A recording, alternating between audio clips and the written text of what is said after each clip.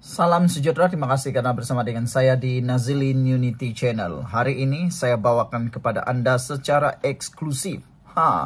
Secara eksklusif apa sebenarnya yang berlaku dalam hidup Papa Gomo. Persoalannya hari ini, berapa sebenarnya kekayaan Papa Gomo?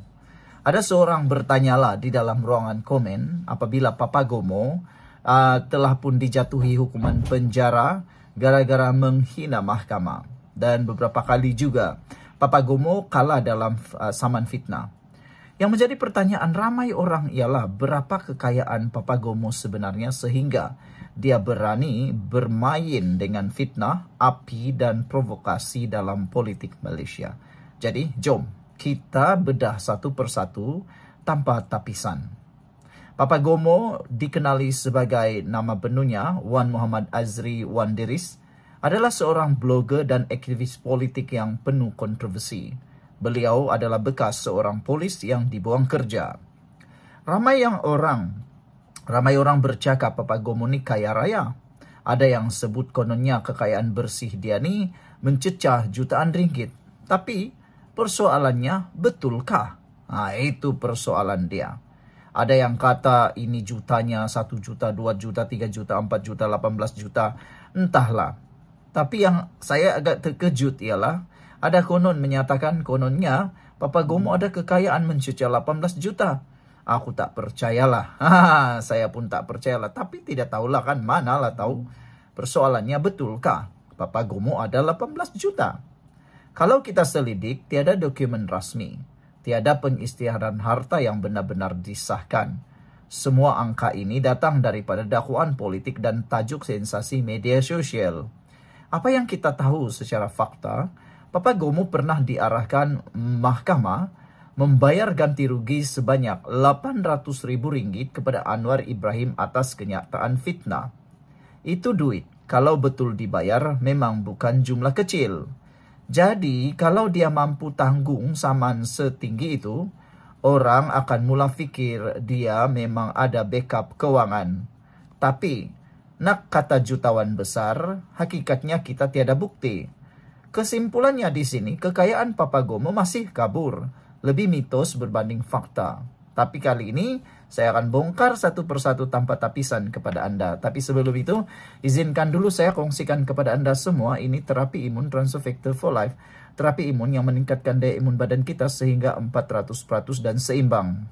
Secara umum dan ringkasnya, apabila imun badan kita lemah, apabila imun badan kita jadi bodoh, apabila imun badan kita tidak kuat, apabila imun badan kita tidak seimbang, kita kena penyakit dan kita tidak sembuh daripada penyakit dan kita selalu kena penyakit.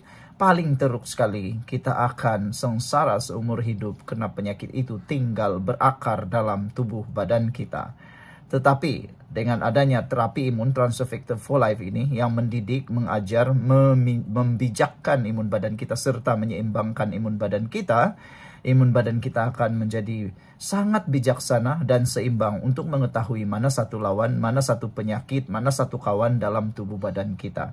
Lalu imun badan itulah yang akan menyembuhkan kita daripada penyakit itu. Cepat dapatkan produk ini melalui nombor telefon saya yang tertera, WhatsApp saya di nombor tersebut, dan dapatkan khidmat nasihat secara percuma. Produk ini lulus KKM, halal, dan diperakui oleh dokter-dokter di seluruh dunia. Mungkin inilah jawaban yang Tuhan hantar kepada Anda untuk jawaban kepada masalah kesihatan Anda. Saudara-saudara sekalian, sekarang masuk ke soalan paling penting.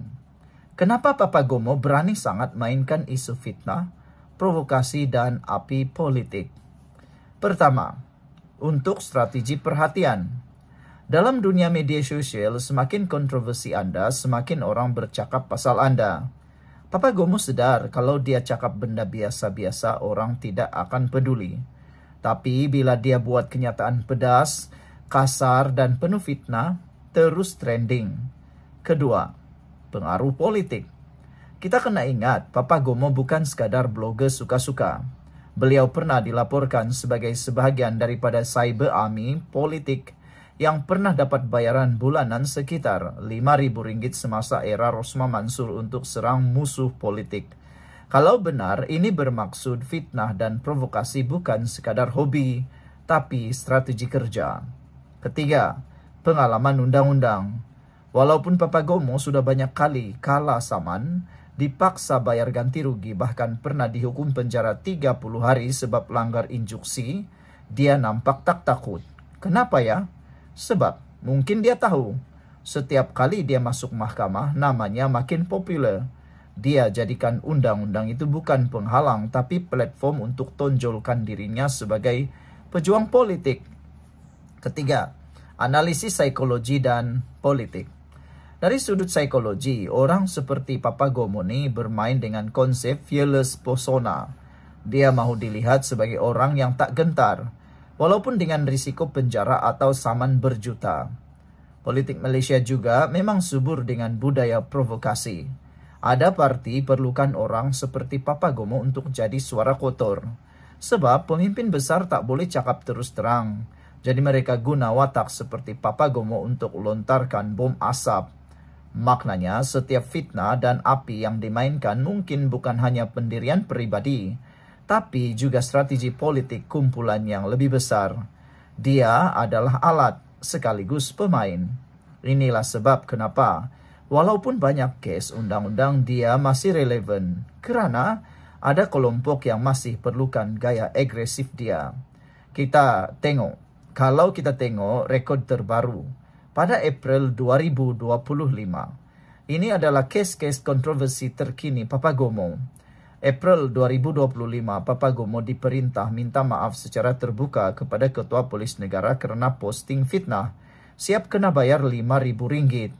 Pada Ogos 2025, dia dijatuhi hukuman penjara 30 hari kerana langgar instruksi mahkamah walaupun hukumannya ditangguh sebab rayuan. September 2025, dia baru saja dibebaskan daripada tuduhan hasutan berhubung dakwaan kerajaan pro-Israel, tapi sekarang peguam negara buat rayuan semula. Semua ini menunjukkan satu perkara, Papagomo memang berani main api. Dia tahu risikonya besar, tapi dia teruskan juga. Dan setiap kali kes dia keluar media, nama dia naik lagi. Kesimpulannya, saudara-saudara sekalian, kekayaan sebenar Papagomo tidak pernah terbukti secara rasmi. Tapi yang jelas dia gunakan fitnah, provokasi dan keberanian melawan undang-undang sebagai modal politik. Kenapa dia berani? Sebab dia tahu kontroversi adalah jalan paling pantas untuk kekal relevan. Dia sanggup ambil risiko saman, penjara dan kecaman kerana akhirnya namanya terus disebut. Sekarang saya nak tanya anda, adakah anda rasa Papagomo ni berani kerana prinsip atau sekadar wayang politik demi populariti? Komen anda di bawah amat dihargai. Jangan lupa tekan like, share dan subscribe. Jumpa lagi dalam video yang seterusnya. Peace out. Sekian dulu untuk kali ini. Jangan lupa tinggalkan komen anda. Bye-bye.